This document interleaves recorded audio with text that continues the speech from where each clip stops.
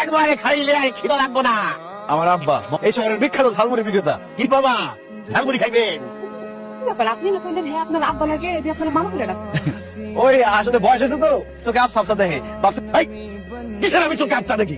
আমি পরিষ্কার দেখতেছি কাস্টমারদেরকে মামা বলতে বলতে আমার পোলারেও মামা বলে দিচ্ছি।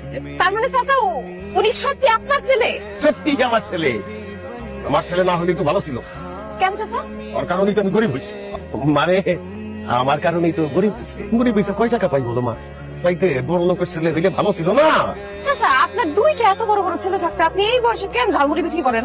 ঘটে কইটা অভ্যাস অভ্যাসে অভ্যাস মানে? মানে ঝালমুড়ি বেচার অভ্যাস। সে ঝালমুড়ি না বেচে থাকতেই পারে না। ও চাচাই মনে হয় ঝালমুড়ি বেচতে অনেক পছন্দ করেন না? তোমারে কইছে আমি মোটেই পছন্দ করি না।